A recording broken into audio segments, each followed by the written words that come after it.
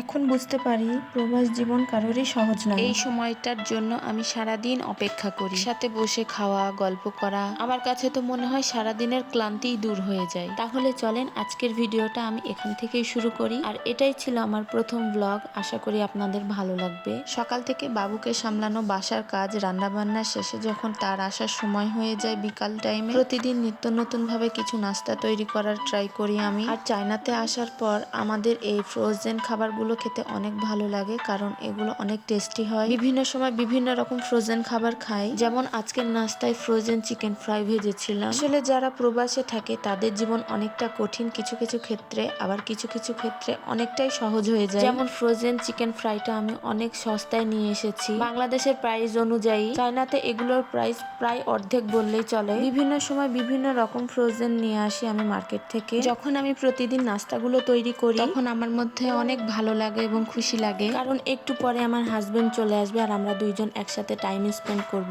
সারাদিন একা থাকতে আমার অনেক কষ্ট হয়, কারণ আমি জয়েন্ট ফ্যামিলি থেকে বড় হয়েছি। মাঝে মাঝে তো ডিপ্রেশনেও চলে যায়। তারপরেও দিন শেষে যখন আমার হাজবেন্ড চলে আসে তখন আমার খুশির শেষ থাকে না, এটাই সত্য। আসলে বিবাহিত জীবনে হাজবেন্ড যেখানে থাকবে সেখানেই একটা সংসার শুরু হয়। আমার ক্ষেত্রেও সেটাই হয়েছে। বাংলাদেশে যখন থাকতাম তখন তো বাসার সবাই একসাথে থাকতাম, এইভাবে আমি একা একা কোনোদিনও থাকিনি। দূরে থেকে মানুষ শুধু প্রবাসীদের বিলাসবহুল জীবনটাই লক্ষ্য করে, আসলে যে তার পেছনেও একটা গল্প থাকে সেটা অনেকেই জানে না। এই যে ধরেন আমি সারাদিন একা একা কাজ করি, এর মধ্যে বাবুকে সামলানো, প্রতিদিনের কাজের মধ্যে আমার কাছে সব থেকে কঠিন হয় রান্না বান্নার সময়। মাঝে মাঝে বাবু তো অনেক কান্না করে, কিন্তু আমি টাইম টু টাইম রান্না বান্নাটা সেরে ফেলি, কারণ দিন শেষে যখন আমার হাজবেন্ড বাসায় আসবে অন্তত তাকে খাবারটা যেন আমি দিতে পারি। দিন যতই যাচ্ছে আমি সবকিছু গুছিয়ে নেওয়ার চেষ্টা করছি। চায়নাতে আসার পর আমার সংসারে তেমন কিছুই ছিল না, আস্তে আস্তে আমি সব কেনাকাটা, প্রয়োজনীয় অপ্রয়োজনীয় যেটাই লাগুক না কেন নিজে হাতে কিনতে পারি। এটাই আমার কাছে অনেক সুখের। একটা মেয়ের জন্য সব থেকে ভালো লাগার কাজ হলো নিজের সংসারের জন্য নিজে হাতে টুকিটাকি জিনিস কেনা,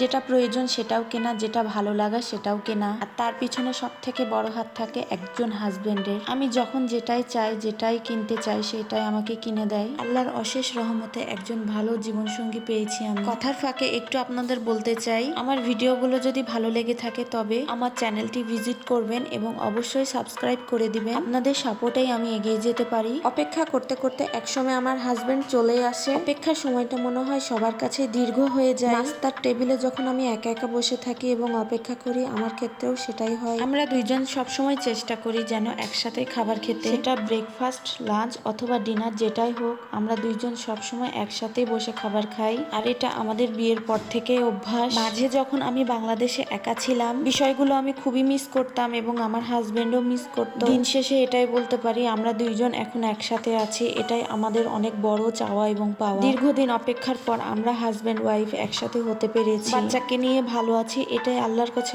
অনেক শুকরিয়া। আই হোপ আমার ফার্স্ট ভিডিওটা আপনাদের কাছে ভালো লেগেছে। আজকের ব্লগটা এই পর্যন্তই। আল্লাহ হাফেজ।